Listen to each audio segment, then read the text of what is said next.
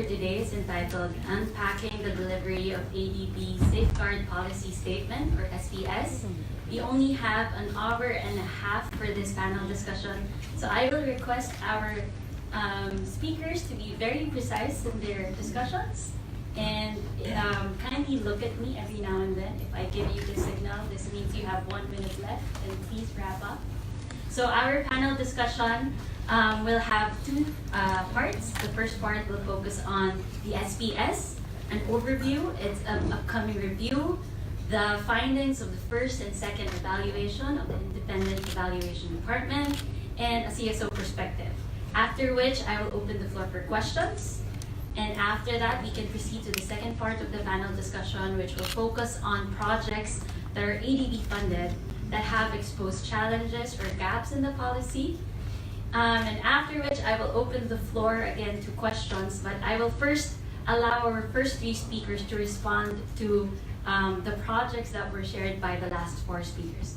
So we have 7 speakers for today, so I apologize in advance. I can only take a few questions during our open forum. Without further ado, let's begin. Our first speaker is the Director General of the Sustainable Development and Climate Change Department of the ADB, Director General Lee Chung-Ang.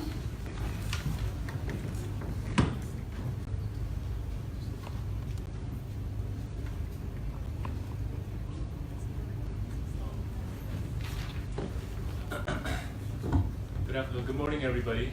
Apologize for being slightly late. I was trying to make a grand entrance so that everyone can get attention.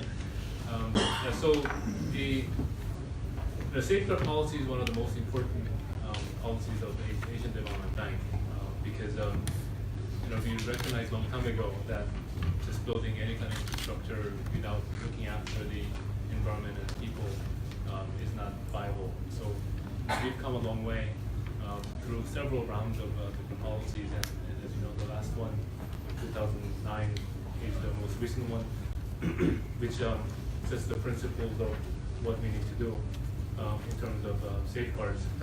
And we've been developing and learning from our experience over the years. And the basic policy is that we do no harm to the environment and people as well. But if it cannot be avoided, and we try to avoid it, but if it cannot be avoided, then we must mitigate it, minimize it, and if necessary, compensate for it. So and increasingly we've been trying to make sure that the policy is principle-based, so that you can address the specific situations at the right time, because there's so much planning you can do. But when you start implementing policy itself, you might encounter different situations, and if you just stick to prescriptive procedural requirements, it doesn't give us enough push to do the right things. So to enhance the effectiveness of our policy implementation, we've been building the capacity of our staff at the center, as well as the colleagues in the operational departments where the projects are happening. So over the last, I guess almost 10 years now, we increased the number of safeguards specialists, I think by almost double, from about 90 people to 60 people to about 130.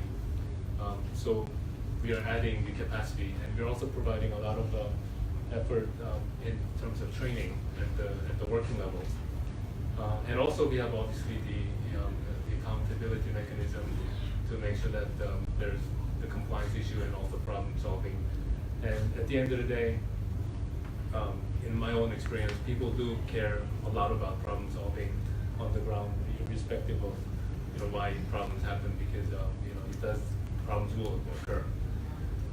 So as we approach the middle of this month, we are eagerly watching, coordinating with the Independent Evaluation Department to see what they think about the implementation of our existing policy.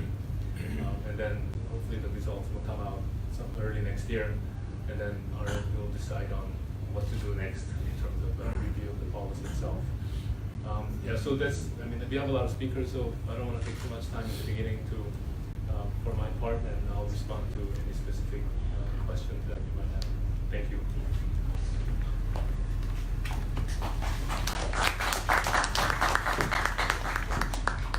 Thank you, Wuchan, for keeping it very precise. Our next speaker will share the findings of the first and second evaluation of the Safeguard Policy Statement. He's the Director of the Independent Evaluation Department of the ADB, Walter Kolkman.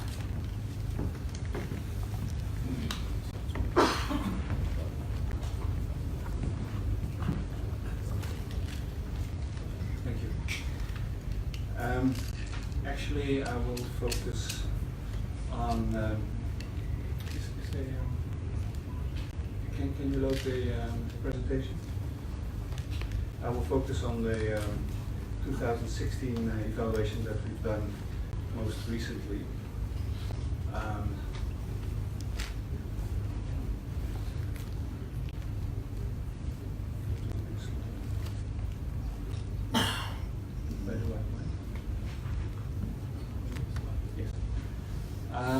Yeah, just to tell you, we've been evaluating the safeguards work of ADB several times in this decade, and also in the previous decade we've done a couple of evaluations leading up to then the SPS in 2009. Now, as per the SPS policy itself, IED was required to do an operational review after about 3 years of implementation, and then a full evaluation after 5 years. So the first evaluation was the operational review, and it came out in 2014. You know, one of the findings was that actually it was quite challenging to do a full evaluation of SPS after 5 years, because so few projects had reached maturity by then, and it was then agreed also with management and the board that we would postpone that evaluation. And in fact, that full evaluation of the SPS policy, a third evaluation, as you can see, is ongoing right now, and we've done country missions, but not all yet. But we're expecting to finalize that evaluation only by first quarter next. In the meantime, we've done an intermediate evaluation, which I wanted to focus on in this short presentation in 2016, which was basically case study based, and which does not focus on SPS as such. It also includes a review of projects that were approved before SPS. So it's basically a review of safeguards work at that time, and from a broader perspective. So contrary to the first evaluation, it was not portfolio based, but it was really focusing on case studies. So this afternoon we'll have another, we have our own event with you guys to discuss our evaluations more in general, and we're also going to perhaps talk a little bit more on the latest safeguards evaluation, so bear with us.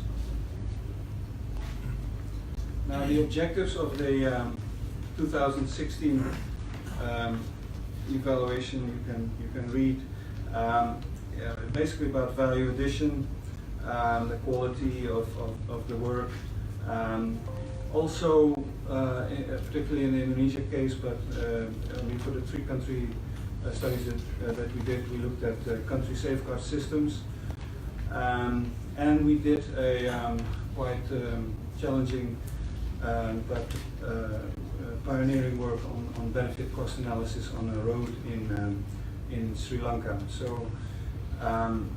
So basically also this work was done to prepare for the full evaluation. So as you see, the case study work done was in Kyrgyz Republic, Sri Lanka and Indonesia. We had contacts also with NGOs, CSOs. We did surveys in 2 countries, and we spent some extra attention on our own sort of mini review of the equivalence and acceptability situation for the Indonesia country safeguard systems, which management was also undertaking at the same time in parallel. And then, of course, the benefit cost analysis in Sri Lanka.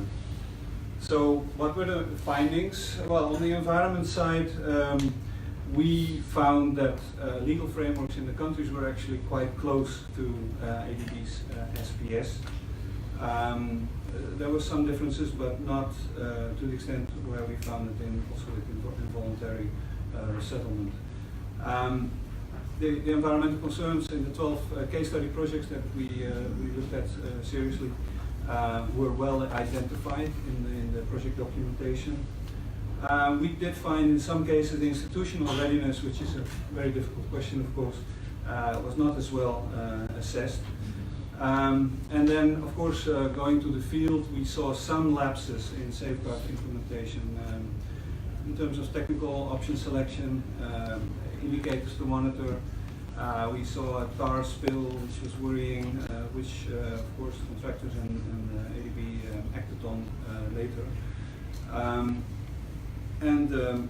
We found monitoring reports by governments and consultants still deficient in their discussion. On involuntary resettlement safeguards, we did find that the countries over the past 10-15 years that we have been that we covered had improved their regulatory frameworks, and that ADB technical assistance have been also quite important in that. We did, for instance, find gaps in the design of special measures for poor and vulnerable, because often these are not specially taken care of in national legislation, and also livelihood measures, and it was also due to insufficient consultation time and resources. Gaps we found in government implementation on disclosure. The grievance redress mechanism was also an issue, and we'll come back to that in the recommendations. And inadequate monitoring and assessment of outcomes. So the benefit cost analysis on a road project in Sri Lanka was in an area where where elephants were crossing the road and so on. Our analysis found significant gains in biodiversity and tourism on the environment side. On the IR side, we found that there were gains because the replacement value of assets was used, and gains could be made if non-poor persons can make investments based on the compensation, and also high salvage value increases consumption beyond normal levels. So we basically concluded that the with safeguard scenario, as per the ADB standard, is superior to the intermediate scenario, which is current practice, and provides huge benefits when compared to the without safeguard scenario. So moving on to the recommendations. So again, this is a pretty standard, won't surprise anyone, of course, recommendation to integrate safeguards work early and provide adequate time and resources for preparation. Secondly, step up safeguard implementation support internally and in country agencies. Continue to exercise strong caution in proceeding with the use of CSS, the country safeguard systems, as defined by ADB, but strategically and systematically strengthen CSS through dedicated technical assistance. Lastly, determine whether the following deserves more attention and action: the disclosure arrangements for involuntary resettlement plans, and the definition and functioning of GRM, the grievance redress mechanism.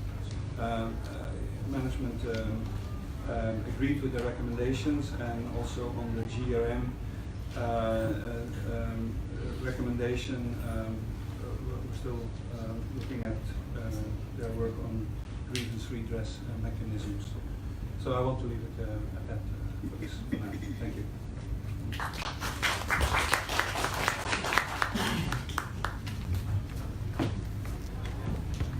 Thank you, Walter.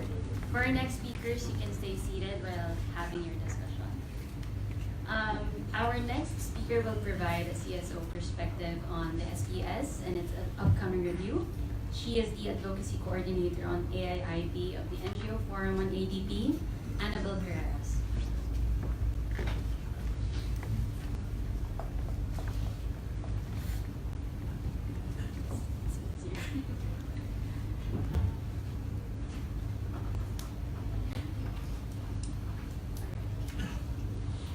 So, good morning, everyone.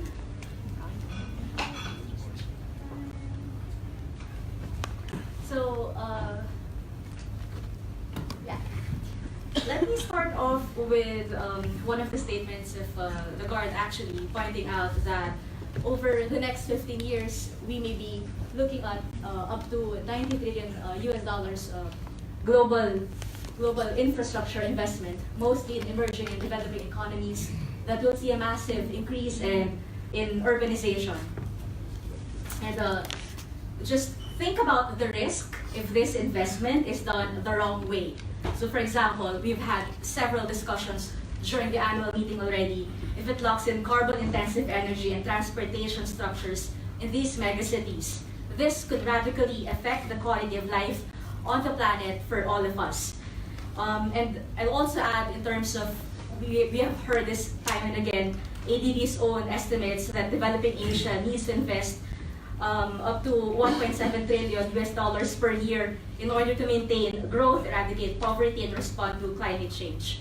So for us, for CSOs and for the communities that we're working with, the impetus for large-scale infrastructure, cross-border, and bankable projects is understandable to a certain extent, particularly in the sectoral area of transportation, special economic zones, ICT, energy, and among others. So there's no contention with that. However, the question comes from the fact that if done right, infrastructure development meets crucial needs. However, what we see is an alarming disconnect between the scale of MDB financing these projects and the downhill or lack of robust implementation of safeguards and trying to protect project-affected people, their rights, livelihoods, and environment. So what do we see in terms of MDBs updating or reviewing their current safeguards, frameworks, and policies? So right now, there's a number of multilateral and even bilateral banks that have recently or in the process of updating their respective environmental and social safeguard frameworks. So these are the glaring risks and trends that we see. So it includes that safeguards are driven by the objective to approve loans faster, and it is due to the competition with the other lenders on the business of development financing. It offers flexibility on the application of safeguards, and it's becoming more aspirational document rather than a binding document between the bank and the borrower. So this radical shift in the enforcement of safeguards undermine the environmental and social protection, which is the cornerstone of why these safeguards are established in the first place. So we also see that due diligence requirements in the identification and categorization of project at the onset are viewed as burdensome. So by striking the balance between project preparation and focus on the implementation of safeguards, MDBs in principle will be in a better position to ensure that project will neither cause or be able to mitigate environmental and social harm. We also see that there is a weakening mechanisms for transparency, accountability, and oversight. The last 2 points is on the eliminating mandatory time-bound requirements for safeguard implementation. And lastly, we also see that there's an over-reliance on borrower national systems and even those of financial intermediaries in lieu of bank standards. So these are the trends that we're seeing in terms of the updates of MDB safeguard policies. However, when we look at the ADB, and this is where we would like to strongly plead to the bank to retain as a standard bearer across the other banks. So a number of ADB's environmental and social safeguards are at least on us, and if implemented well, they can provide tools that communities are able to use to prevent or mitigate harm. So what are those? So first off is the mandatory disclosure to potentially affected communities of the draft EIAs at least 120 days prior to board approval. So by doing so, it facilitates the ability of affected communities to actually comment and input into the process even before the board actually approves the said project. However, we see in terms of GAP that there's no time frame for disclosure for Category B for resettlement and IP plans. So that's an area which the bank can consider improving on. Secondly, we also see that there's an elaboration of requirements for meaningful consultation. So in the safeguard policy, it says there that it has to be done in adequate and timely disclosure. It has to be understood in a manner that can be understood by the affected community. It should be done in an environment free of any intimidation or coercion. So these are good language in the policy itself.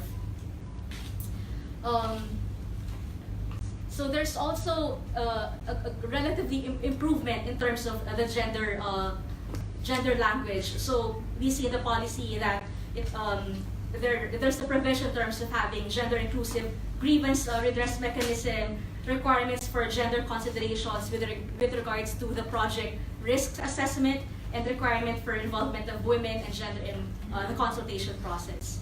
The other two things that we see in terms of improvement are more detailed description of process and requirements with regards to the strengthening and the use of CSS. So I think this is one area that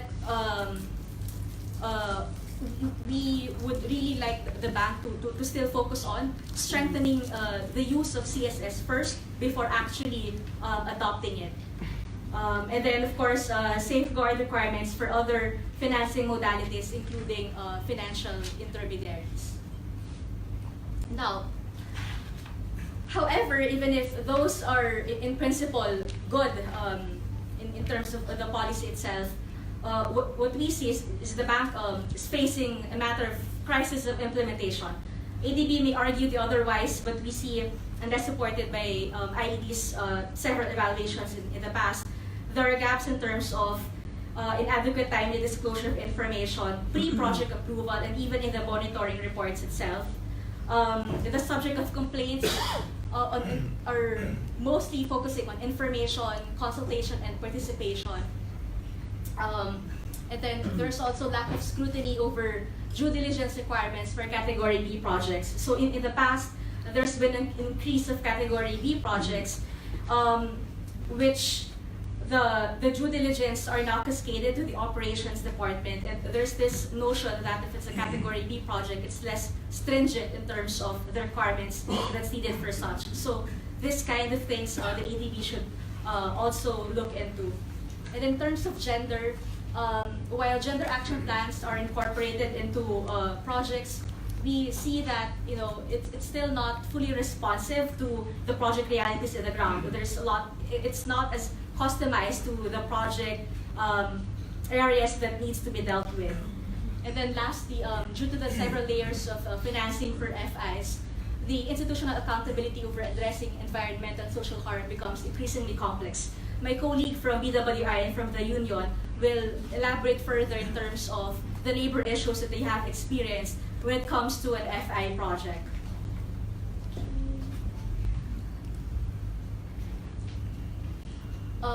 Walter have mentioned a while ago in terms of CSS, and this is in the case of Indonesia, particularly when it comes to cross-border infrastructure projects. So we see that if it impacts cross-border infrastructure projects, safeguard systems is more proven to be inadequate. There's a limited coverage of the scope of social and environmental protection. So it does not cover comprehensive international standards on IP rights, labor, and other socio-economic rights. And then there's also an absence of safeguards in Southeast Asia, so no legal institutional framework in ASEAN to deal with this kind of projects. We will share also the study commissioned by the Forum on this so that everyone can be more aware of the serious gaps in terms of using CSS when the country is really not ready to adopt such. Last 2 points in terms of what the ADB must do. So first off is just really focusing on the welfare of communities. We know for a fact that there's a lot of infrastructure gaps that MDBs and other actors are really trying to fill in, but then we shouldn't, we should always keep in mind that it is the environmental and social well-being of communities should be first and foremost the priority of the bank. Second, on strengthening country environmental and social safeguards and local capacity, and again, focus on the implementation of safeguards. And lastly, we call it the bank for upward harmonization of safeguards, and our consistent call to the bank is no watering down of its current safeguard policies.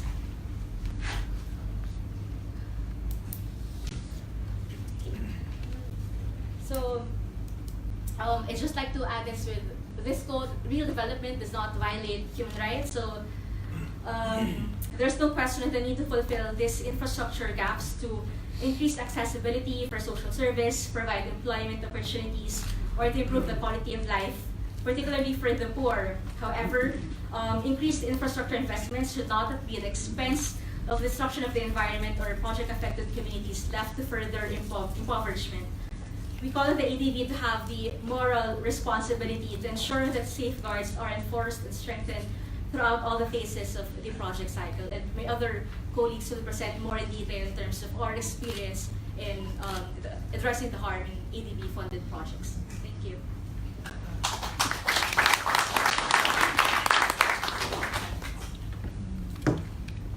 Thank you, Anne.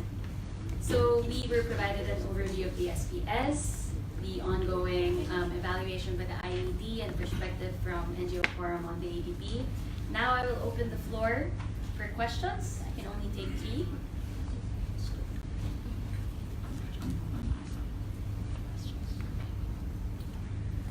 One. I have one at the back. Second here. Who else?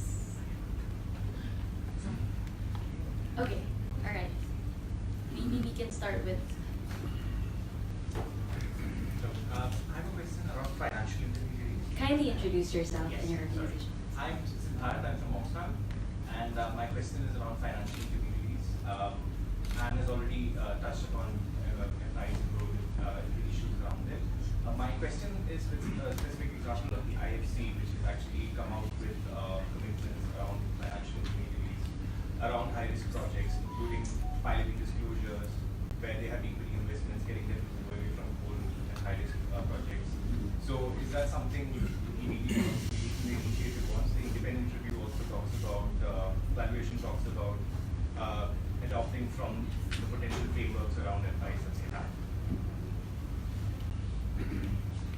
Yes, sir. Good morning. My name is Roland Angerer from Child Fund International. According to the ILO, there are about 60 million children in the Asia and Pacific region which are victims of child labor. I've tried to find any reference to child labor in the safeguarding policy of ADB, but couldn't find it. So my question would be, how does ADB ensure that their contractors and suppliers are not engaging in child labor? Thank you. We'll have one last question before the speakers answer. Hi, my name is Sapir from the Civil Observer based in Apia. The presentation that was just given by Annabelle to the ADB representatives, is any of this new information, and if not, what sort of relationships have you had in the past to address some of these, as you put it, the crisis of implementation? Thanks. All right, thank you. Which of our speakers? All right, Siddharth, could you repeat your question and maybe louder this time? It was very difficult to hear. So my question was around financial intermediaries, and specifically wanted to give an example of the IFC commitments recently in the past 6 months, which have touched on where they have equity investments. They will encourage get their FIs to actually move away from high-risk projects like coal over a fixed duration, And the independent evaluation also says that of the ADB also mentions that IFC frameworks would be something that the ADB could explore to adopt. The other element is, of course, that the IFC is also piloting disclosures of high-risk projects. Again, is that something the ADB will also be looking to take the lead on? Okay, so for I guess they're all my questions, right?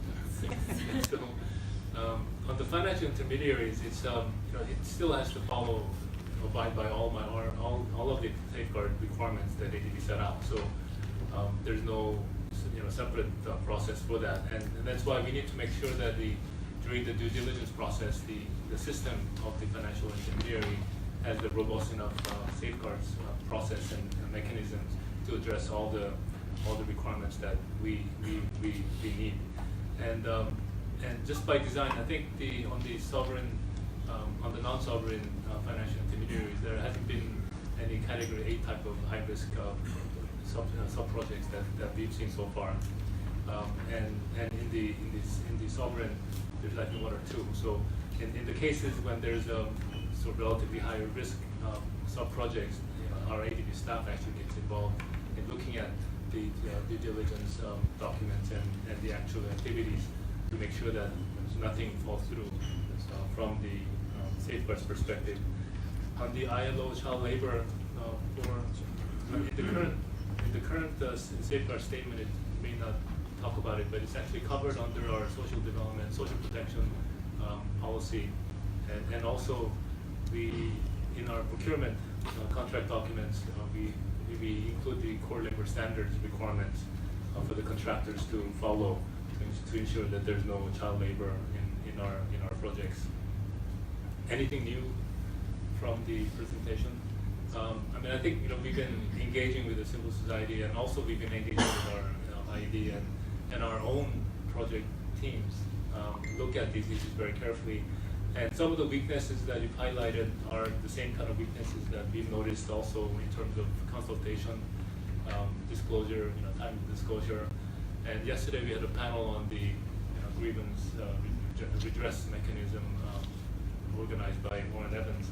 And we had all of these issues are flagged, so we are continuously trying to improve ourselves in terms of meeting all the needs on the ground. So at the end of the day, we do our projects to help the people on the ground. So it's not to do things faster or slower, but make sure that the beneficiaries benefit from the projects as intended. Thank you, Uchan. Would the other speakers like to respond as well? Just speak. Just to add briefly to the question on the first question, our 2014 evaluation included a chapter on financial intermediary safeguards. One of the things we noticed also, of course, there were no high-risk projects there.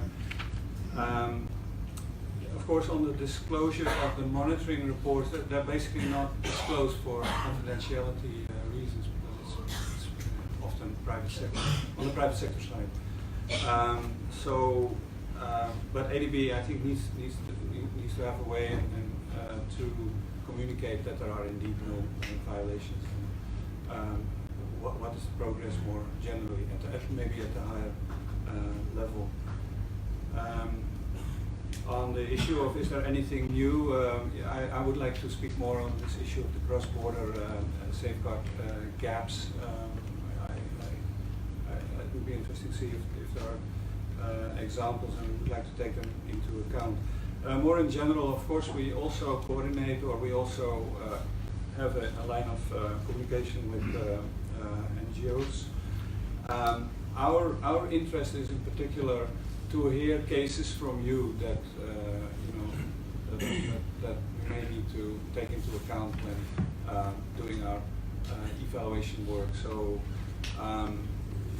it's not the same kind of consultation process, with NGOs that management has when it, is in a position of proposing a new policy. But we're very interested to hear your experiences and to investigate further or do our own work. So please, gives those experiences, and we will look into them. Thank you. All right, now we can proceed to the second part of our panel discussion. Our next four speakers will share projects that expose or serve as gaps and challenges in the delivery of safeguards, specifically in cases of bankruptcy, in cases of sovereign loans where there is a conflict of interest between the implementing agency and the regulatory body, and in cases of co-financing. Our next two speakers will have a joint presentation. They are both from Building and Woodworkers International, Rajiv Sharma and Prem Bhatia. Thank you. Good morning. We'll be speaking about on the workers' issues in the ADB funded project, the Kiratpur Nail Chowk project in Himachal Pradesh state. I think many of you were present in the in the dialogue that we had, the CSO dialogue that we had with the ADB president, wherein this case was highlighted, and it was mentioned that the workers and the project were abandoned pending. And along with me, I have Brother Prem Bhatia, who have been associated with this project since 2014. And we also have with us one aggrieved worker who has also filed a case with the Labour Department. So we begin with, because Brother Prem Bhatia will be speaking in Hindi, I'll be assisting in the translation. So I'll begin with just to give a brief overview of the project.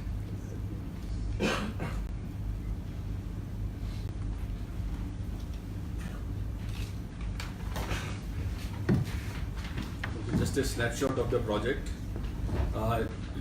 Himachal Pradesh is largely a hilly state in the northern India. And this project, talking in terms of the project size, it's 84-kilometer road project, which included construction of 5 tunnels, 15 major bridges, and 30 minor bridges. And in terms of quantum of funding, the funding was about $29 million for the project. And the project was awarded to ILNFS. They created a special vehicle for it, SPV, called KNCL. And the implementing authority at the Government of India level is National Highway Authority of India, Ministry of Road and Highways. And in terms of work, this project started in towards the end of 2013 and beginning of 2014. And from the very beginning, there were a number of issues with workers, there were a number of delays in the project. By July, August 2018, the project came to a complete standstill. And it's not the workers who are the affected party. There are a number of subcontractors who have still pending bills of millions and millions of rupees. They have also submitted a petition to the Prime Minister of India.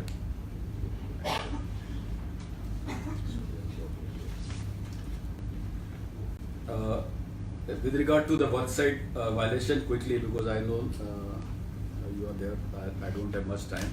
So I'll quickly go through what were the worksite violations that were there.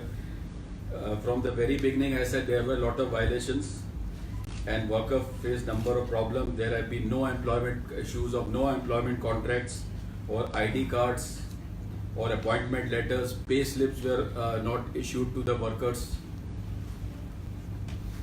And then there were inadequate worksite facilities, non-availability of drinking water facility, lack of toilet facilities, and it becomes even more difficult when you have women in the workforce. And moving on to the migrant workers, because as you know, in the construction sector, the workforce is very mobile. There is a large proportion of migrant workers. And what we found out in this project, the migrant workers had very poor living and housing conditions.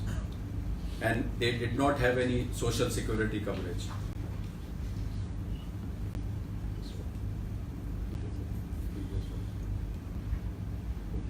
And in terms of wage violations, these were very common. First was the delay in wage payment, and this wage payment was reported to be, even while the work was going on, the wage payment was reported to be a delay of up to 2 months at a time. And as project getting delayed, there were financial issues. This delay got even longer. And another issue was on overtime payment. These workers did a shift of 8 hours, but every day they used to put in extra work. So there was no payment at the subcontractors level for overtime payment. These overtime payment should be double the wage. No paid leaves provided to the workers, whether sick leave, public holidays. If workers were absent from work, it was treated as they will get no wage for that particular day. Okay. And moving on to occupational health and safety, this is another issue of concern. And the facilities at the site were very deficient, especially at the subcontractor level. Just wanted to mention, even though there were PPs where their first aid facilities were lacking, but even PPs were missing at the subcontractor level. I would like to mention about the two cases on 12th September 2015. The Tehera tunnel, it was 5 months into construction, it collapsed. And the workers were trapped inside, 3 workers were trapped inside. 2 workers were rescued after 9 days. And 1 body of a worker was retrieved after 10 months. You can imagine the trauma to the family that they could not retrieve the body for 10 months. And there was another collapse. Luckily, fortunately, at the Bhavana tunnel, there was no loss of life or injury that was reported. This matter was raised in the media, because while the search operation or rescue operation was on for 10 months, it was constantly reported in the media. And the union also took up this case very strongly. And a high-level inquiry was reported by the government. But the state government inquiry could not pinpoint any cause for it. What they said, that it is because of the weak topography of the area. The union did not agree to it. Union's position is, if you have a project like this, you should have some advanced study before you undertake this kind of work, which was not done in this case. Had it been done, the precious lives could have been saved.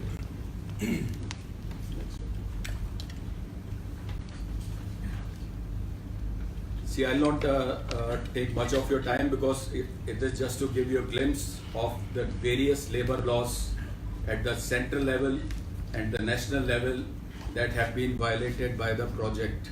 We have categorized all the complaints in relation to the specific provisions of each law. I'll not go into it because we would like to have more time for discussion.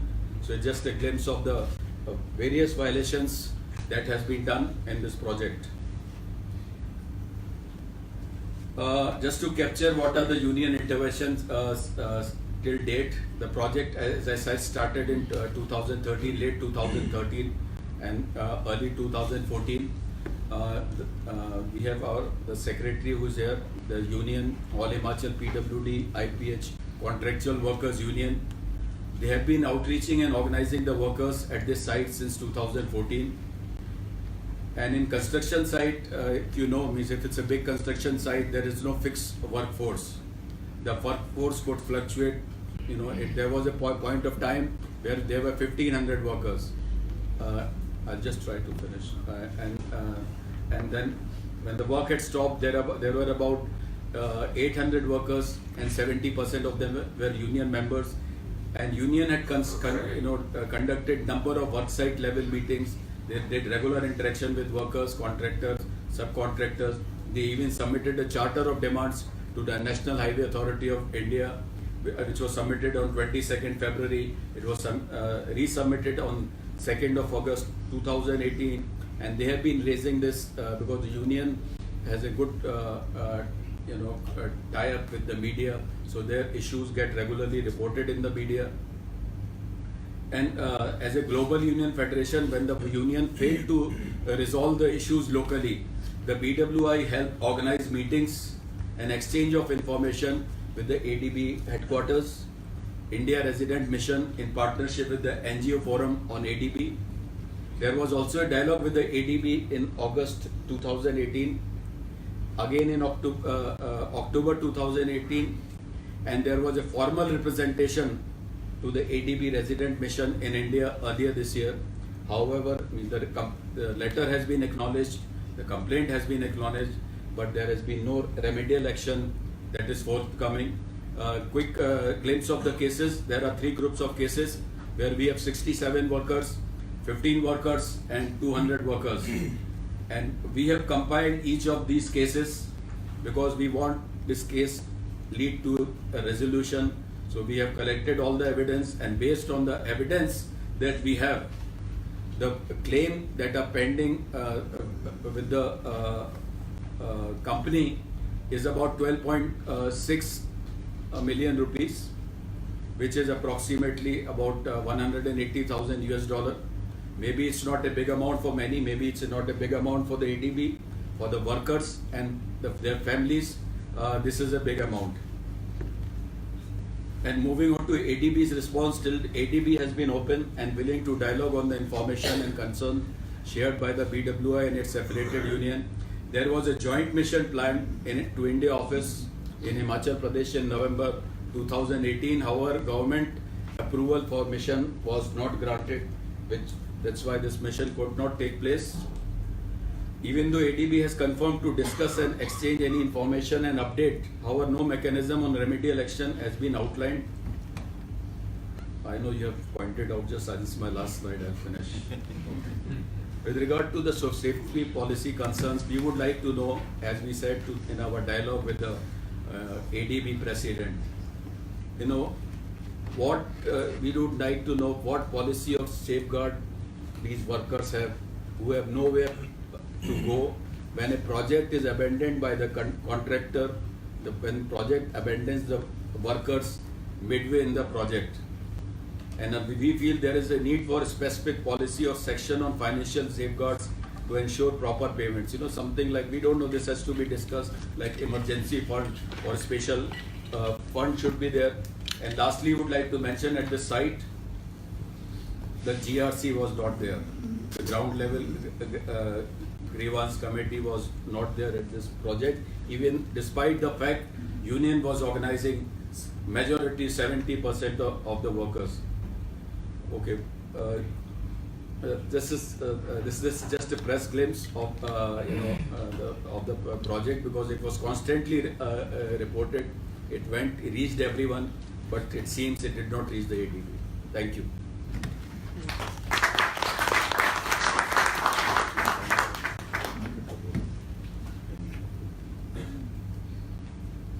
अभी good morning to everybody. अभी in detail में BWI के director हमारे doctor Rajiv Sharma ने कहा। मेरा इतना ही निवेदन है NGO फोरम ADB से कि कामगारों का जो 1 करोड़ 26 लाख के करीब पैसा है, उसको कैसे न कैसे जो है इसको दिलवाने की को प्लान बनाई जाए, ताकि गरीब से गरीब मजदूर कोर्ट में नहीं जा सकते। कोर्ट में जाने से उनका परिवार और बर्बाद होगा, वो अपने बच्चों को अच्छी शिक्षा नहीं दे पाएंगे। इसलिए यही निवेदन है कि जितना हमने मेहनत की है उस ग्राउंड पे, उस रोड को बनाने के लिए काम किया है रात दिन, और हमारा पैसा जो है हमें मिलना चाहिए। धन्यवाद। जय Hind. Since the project has been explained in detail, I would just like to say, on behalf of the workers, we have got millions of rupees pending in wages and benefits with the company. We thank the ADB forum, and also we appeal to the ADB to assist us in getting this claims. And secondly, he's saying that workers lack the resources and finance to fight legal cases. They cannot fight legal cases for a long time. If they do it, their family gets ruined, their workers get education get affected. So it's very important this case leads to a resolution. He's saying the workers worked and toiled very hard in this project. So this labor should get their due benefit. Thank you.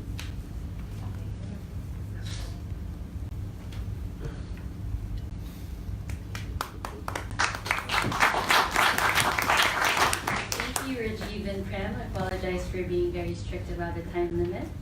Our next speaker is the Executive Director of the Center for Environmental Justice, Samantha Witanaga.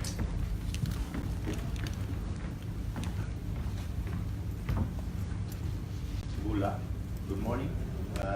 Iboan. Iboan is more life in my language. But we have less life now because of the bomb blasting. And we heard another news that there might be another blast soon. But the development means at the end all happiness. If you are not happy, you're not gaining anything from development. My issue today is about ADB funded project. I think this is a very old project and several trenches of work. The project comes under the Minister of Mahavali Development and Environment. Now in Sri Lanka, Minister of Mahavali Development and Environment is a special arrangement, and it comes under the President of Sri Lanka. And he is the Minister of Environment, he is the Minister of Mahavali Development. The project related to the Mahavali Development and all the regulatory agencies, Central Environmental Authority and the Forest Department, who has the control over the forest and the environmental impact assessment, comes under the same ministry. And now we see there's a conflict of interest. So it's a project of a river diversion. The original project was called Moragahakanta project, and they initially did the environmental assessment in 1998 because the idea comes from 1950s, and then they found that project is not going to be viable, it's not feasible.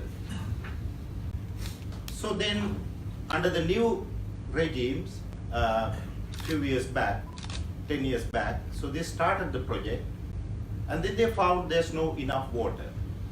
And they started diverting another river to this project to increase the capacity of the reservoir.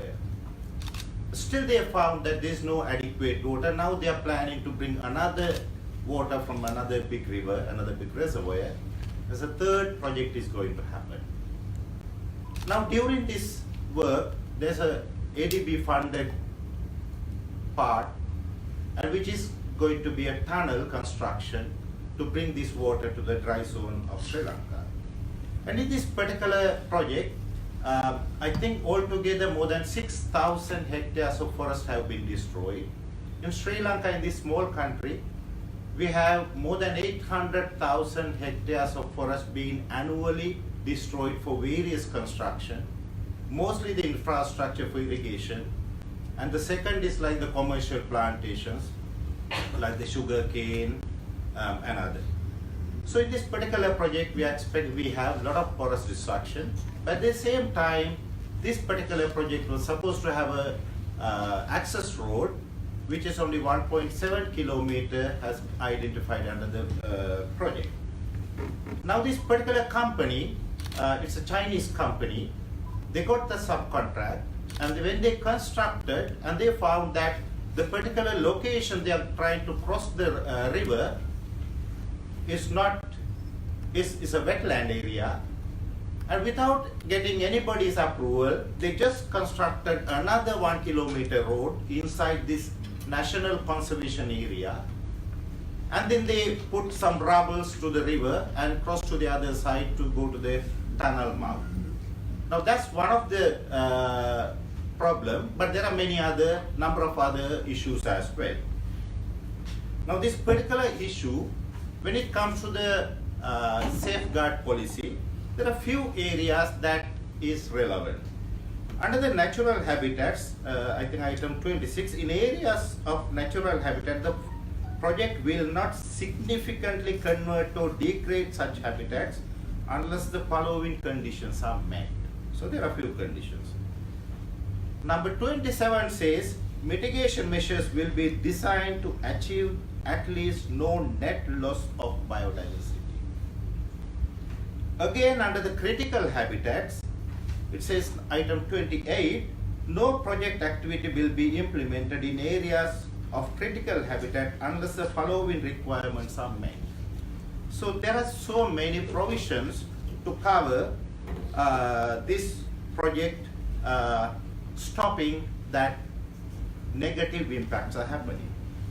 Then under the unanticipated environmental impact, it says where unanticipated environmental impacts become apparent during project implementation, the borrower/client will update the environmental assessment and EMP to prepare the new development assessment and EMP to assess the potential impacts, evaluate the alternatives, and goes on.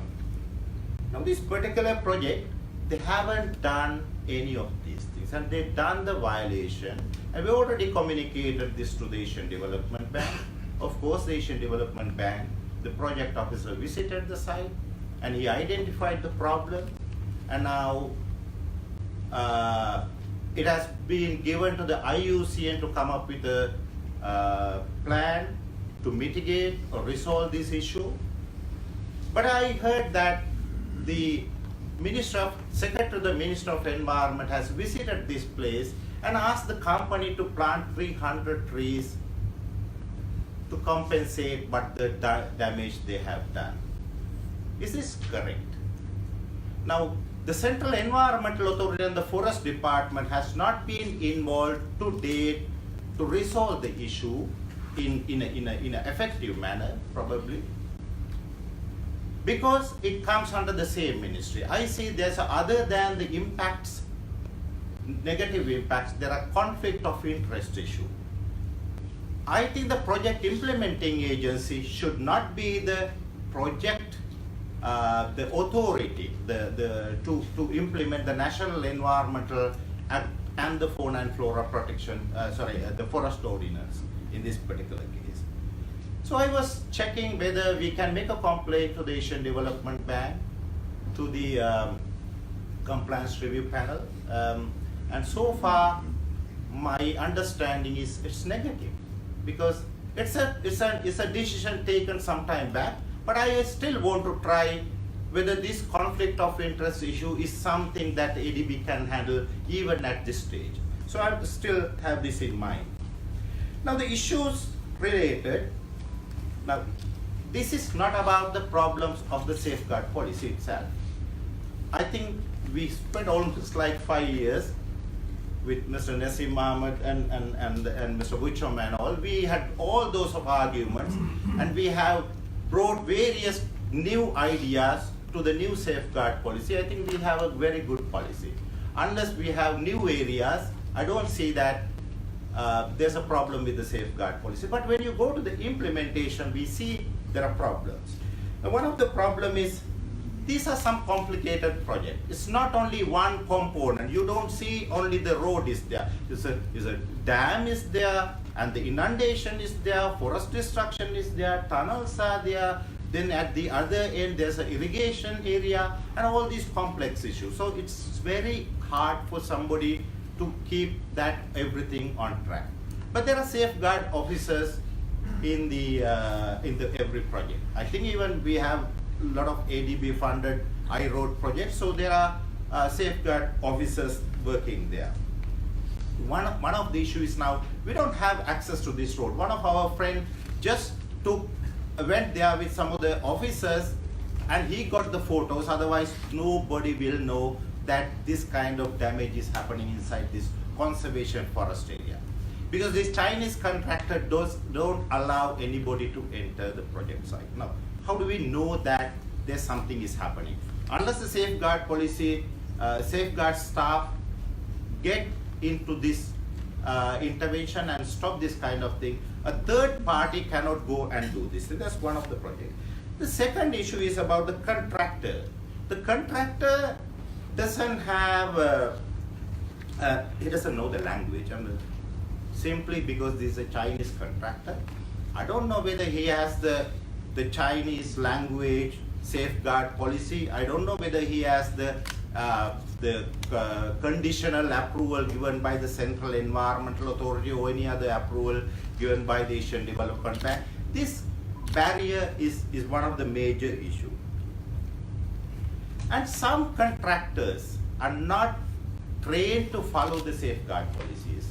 We have number of other Chinese projects in Sri Lanka and there are no safeguard. I have number of court cases.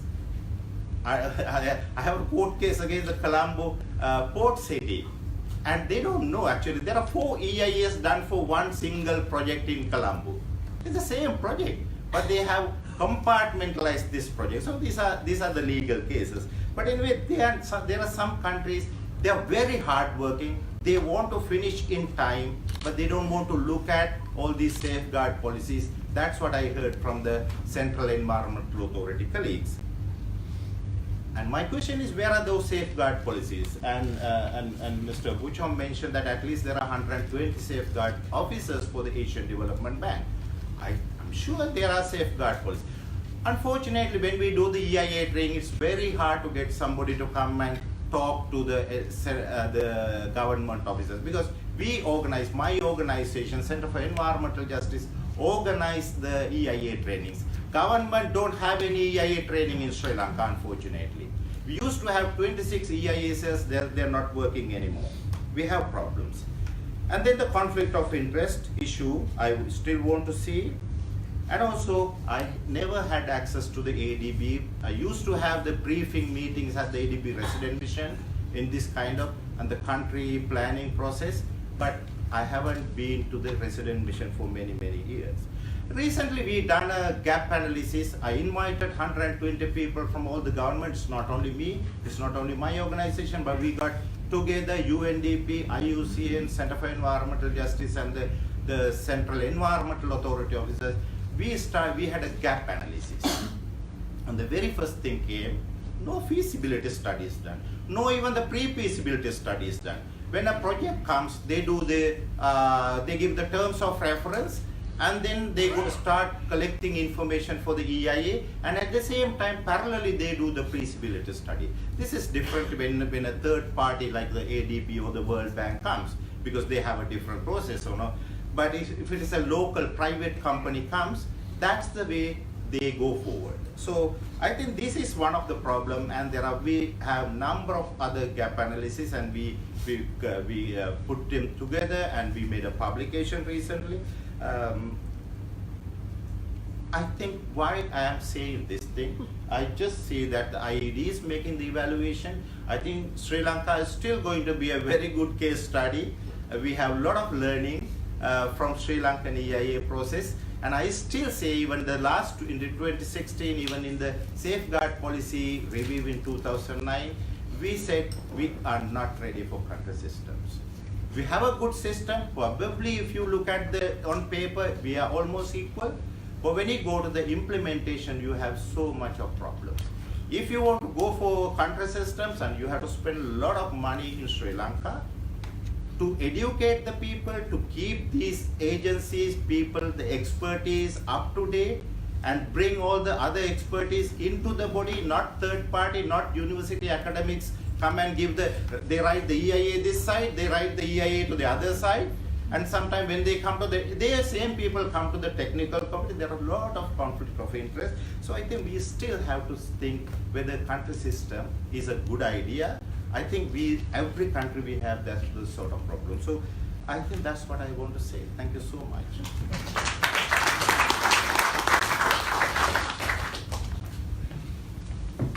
Thank you, Amanda. Our last speaker is the Executive Director of the NGO Forum on ADB, Ryan Hassan. Thank you. So yesterday when I was suggesting to the moderator, Ms. Torres, keep everybody strict on time, I didn't realize I'm trapped in my own conspiracy. So I'll try to be as brief and to the point as possible. So the information which I'm about to share is not actually something which I collected myself.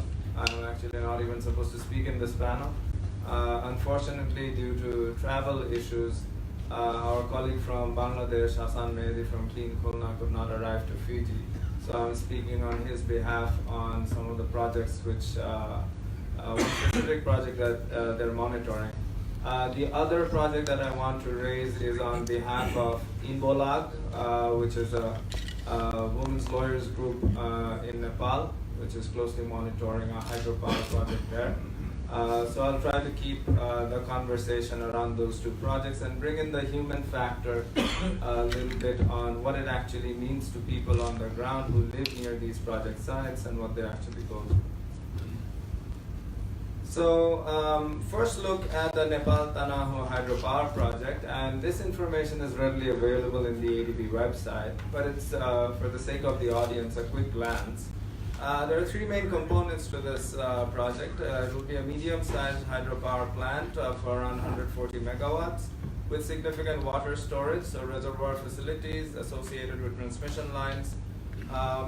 There will be an issue of a positive side to it, a rural electrification and community development in the project area, and a reform restructuring plan for the national utility, which is the Nepal Electrical Authority.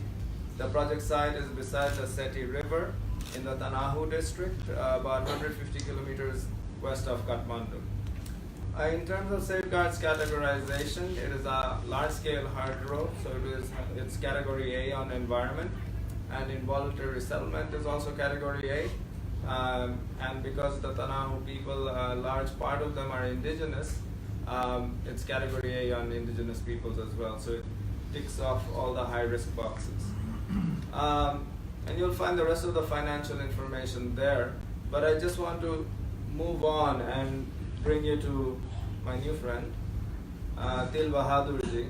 So we have been communicating with him for a while, and this is this presentation, I guess some of it is his story.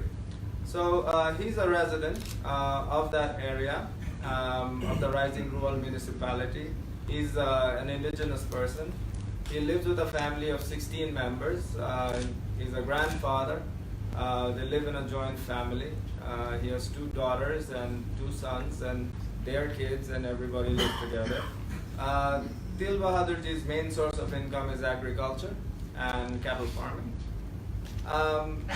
Unfortunately, his land is right on the way of the reservoir, so there is going to be a serious risk that his land is going to be inundated with water, and he's really worried about what kind of a livelihood scenario will remain not only for him, but the broader community that he represents as well. So he's trying to figure all this stuff out. He's literate, but he's not educated, and he's a farmer by profession. So we were trying our level best as both regional civil society and our local civil society counterparts and other friends above who are in regional spaces looking at bank projects. We tried to explain to him the importance of binding safeguards and all of that. So this is what he was telling us. I need to understand the ADB safeguards policy statement and what it means about environmental category A and all these things. He's trying to understand the provisions on meaningful consultation in the ADB public communication policy of 2011. He's trying to understand the most important part, the resettlement and indigenous peoples plan, which has been updated twice in November, and he doesn't know why it's not being translated to his language, which is Magar. And then trying to figure all this stuff out, he finally got super exhausted, and he said, just in order to farm the way I wanted to, I have to go through all this information. Can't you guys just make this a little bit simpler for me? The truth is we can't make it simpler for him. It's not even simple for us. So that's a big challenge I think the bank really has to take in the new era. In trying to figure out basically how the safeguards work and how you can make it work for you, there's a huge knowledge gap between the actual recipient of the safeguards and the provider of the safeguards, and all the complexities in the middle. So I want to bring you to the Rupsha story as well.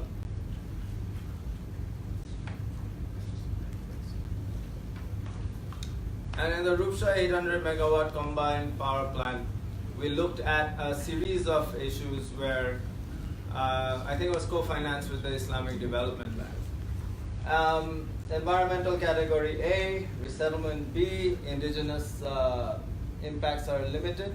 But the key issue here is on the categorization on the resettlement, which is a serious concern.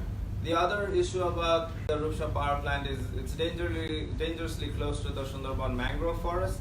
And those of you who are aware with the Bangladesh geographical scenario, this is the southwest. A whole bunch of other power plants are already set up there, including coal power plants, the controversial Rampal coal power plant, and others. So emissions continue to be a question. So the initial scoping loss is around livelihoods. According to the Bangladesh Working Group on External Debt, which is just doing initial evaluations and talking to villagers around, they noticed that 5 employees of a newsprint mill, which was currently still in operation last year but recently shut down, will lose their jobs. Additional 640 people are going to be displaced due to the construction of gas pipelines and electricity transmission lines, and there are questions around compensation. So a case here, he's 60 years old, he's a security guard at this newsprint mill, and he's always been in as a temporary staff. He never had a full-time contract. And he knew that something was going on with the newsprint mill because a lot of people stopped showing up for work. Senior management were still showing up. The government, when he asked the newsprint mill officials what's going to happen to the mill, they said that they're going to reallocate it. The government has plans for that, and a new power plant project will be built. So he just assumed that he's going to be just transferred to this new mill. Unfortunately, that didn't take place. So the scenario changed very, very quickly for him, and he got a compensation of 18,000 taka, which is equivalent to 3 months of his salary, which comes down to $220. And you have to understand, this is a man who's in his 60s, who spent 13 years as a security guard, and this is it. This is the end of the line. Now, if you want to debate this from the ADB side, was it there in the resettlement plan? The answer is yes, it was there. It's not like it's a violation or a non-compliance issue. But the question really is about the assessment itself on the loss of livelihood and what impacts does it have. And because it's consultant-driven, because it's rough-handed sometimes in order to get project approval, there are many questions which remain on the initial assessments of these projects. When I asked our local groups, was the resettlement plan translated and explained to these people who are going to lose their jobs? The answer is still no. It wasn't translated in Bengali. There was no public consultation about it. The only thing which the Bangladesh Power Development Board, which is the national utility, said was they only spoke about compensation. This is how much you're going to get, and this is when you're going to get it. So that was the only conversation. Another story, and this is where I think Anne probably drew on this in her presentation about the question on gender assessment when it comes to projects and social impacts. Shahanara Begum is 51 years old. I don't know if you can see it in the picture, but that's her tea stall. She's there. And she's got this tiny shop which is probably on the way of the transmission lines. And the Bangladesh Power Development Board came in and told her in February this year that they're going to install this gas pipeline and her shop has to go. And they said that you can probably resume your shop in 1 week, but we will give you compensation for this. So in terms of compensation, she's supposed to get 1,000 Bangladeshi currency, Bangladeshi taka, for the shifting of the shop. And then she's going to get another 5,600 taka for the temporary livelihood loss of 1 week, which all amounts to $81. Okay, fine. I'm not judging. The construction work has been completed 3 months ago since this interview, which happened earlier. The pipelines are yet to be set up. There's still delays in implementation. implementation. But poor Shahanara did not receive her $81 yet. And it's 4 months and it's counting. So this kind of tells you the limbo which people experience.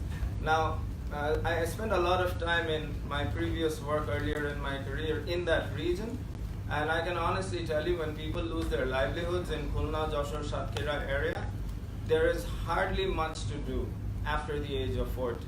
You could probably find work in construction, but for a woman at 51 years of age who doesn't have any source of livelihood or security except the shop, she will either find some kind of small trade to do, or she's going to end up borrowing money from local moneylenders and go into more consequent debt, which is an experience that we had in Cambodia resettlement as well in the earlier project. So that we should be mindful. And bringing this example back to the country safeguard system analysis is if you use a utility company like the Bangladesh Power Development Board, you have to also realize that their understanding of social and livelihood measures is very, very weak. And this is the risk of using country systems, because these utility companies, etc., really have to understand the broader dimensions of social issues. And there's a lot of work required there. So this project, in terms of displacement and potential harm, 52 hectares will be directly affected, over 145 households, as I mentioned earlier. Outside Shahanara's one individual shop, there are 34 more shops which are going to be displaced and affected. There is, our country got liberated with a war against Pakistan, so in the 71, that particular region was a major hub for a counterinsurgency fight, and a lot of freedom fighters died, and so there's a lot of war cemeteries here and there. So I think the ADB is mindful of it in the resettlement plan, but a lot of these war memorial sites might have to be shifted or will be affected, and that's something which I want to raise here. Apart from that, because it is a power plant and it is close to the Sundarbans, that region also has fresh water meeting salt water. So 3 principal rivers of Bangladesh move into a critical ecological zone into the coastal mangroves. And that place is teeming with biodiversity. Now when hot water effluent from the power plants is going to go into the rivers, there's a natural loss of dissolved oxygen leading to loss of fisheries. The fishing community is expected to be affected, and that's according to the environmental impact as well as the resettlement plan, the social impact assessment reports in the ADB documents as well. So we have to be mindful of the broader loss to the fishing community. Coming to environmental harm and broadly, Khulna is the most vulnerable city because it's very close to the Sundarbans, typhoons as well as sea level rise. The annual use of 900,000 tons of LNG and 47.51 tons of high-speed diesel will pollute the already very polluted city. Situated on the north side in the Khulna city is 1.5 million people in the coastal zone, with their close proximity to the Sundarbans as well. So bringing it outside the anthropocentric view, we have to look at the endangered species in the rivers and the fauna around the area, and this is according to the IUCN Bangladesh. So globally endangered and vulnerable species of the Ganges river dolphin, the Asian water monitor, will be affected by this project and the other projects which are putting their effluent into the rivers in that area. 17 endangered species including long-whiskered catfish, the Indian river shad, freshwater sharks, eels, and the mrigel carp will be affected. The jungle cat will be affected. The small Indian civet is a threatened species which might probably be extinct. The Bengal monitor will probably disappear. And I'm not saying this is all ADB's fault. All I'm saying is ADB is aware. Now, how does it manage it is going to be the bigger question. So at this point on this particular project, we are leading a field investigation with our groups on the ground to further validate whether the impacts on environment and social are legitimate. We are still asking that deeper question: have the documents been translated? Do people know what their rights and privileges are, so on and so forth? And we'll keep that dialogue going on with the South Asia Regional Department and others.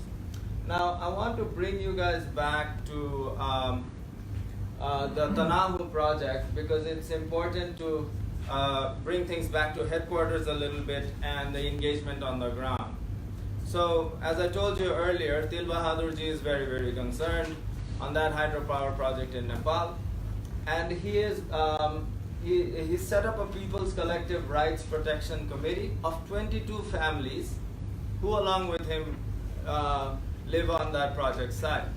So on March 9th this year, the ADB did a consultation in the Tanahu area to talk about compensation for these families. So Tanahu Hydro Limited, THL, the ADB, and the local community met these 22 families. And after that particular meeting, the committee wrote the letter and sent these demands back to the ADB. So I didn't put the entire letter here, but I just copy-pasted their main issues, and I'll go over it very quickly. No document was provided in local language. Resettlement and Indigenous Peoples Plan presented at the meeting was given in summary form in only 4 pages of around 180-page document. Their language is Magar, not Nepali, but still people speak Nepali. They did not address our demands on the clarity of compensation or the need for a local grievance mechanism. Mind you, this is category A all across the board, and I'm sure the need for a local grievance redress mechanism is absolutely imperative. The agreement made on compensation by previous committees cannot be a basis for our 22 households as informed to us in this consultation meeting. So these are the riverside communities. There are over 100 families who are interior to this project who already accepted compensation from the government and the ADB. But the calculation of compensation for that was completely different, and the loss of livelihoods and assets here are completely different.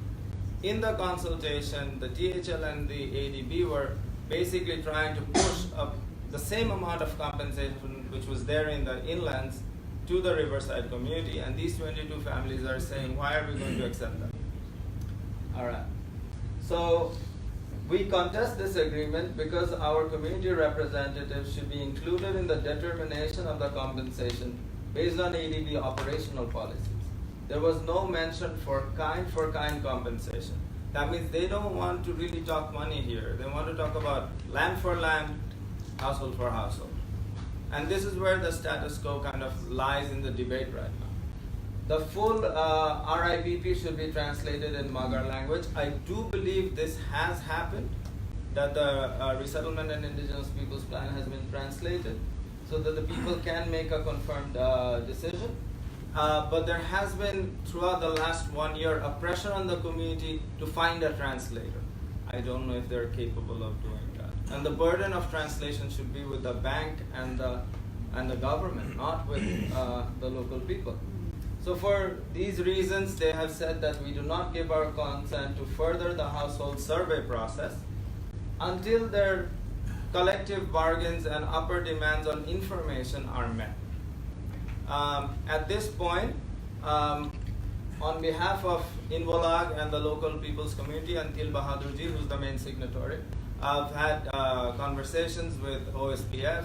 We've had also conversations with South Asia Regional Department, constructive conversations. I do believe there is light at the end of the tunnel here, but the main issue has always been information did not reach these people to make a solid decision. So I hope ADB will take notice. One last point, and I'll use my privilege here. I think DG Wu Chong mentioned of a principle-based approach towards safeguards. And if you look at these stories, I just want to get back to the fact that you have material projects directly impacting social and material harm to people. This cannot be open to interpretation. Therefore, you need a safeguard which has binding requirements. Even if those requirements are not met, there has to be something you can hold it back on compliance too, so that borrowers and clients will go back and remedy the situation. You cannot leave it open to interpretation of what is going to happen to Shahan Arabic. You just can't. And this is what we always have to be mindful. I hope in the upcoming review, the ADB will take notice. Thank you.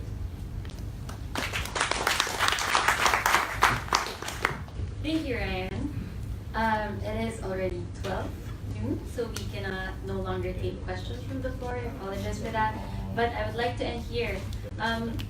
To our first three speakers,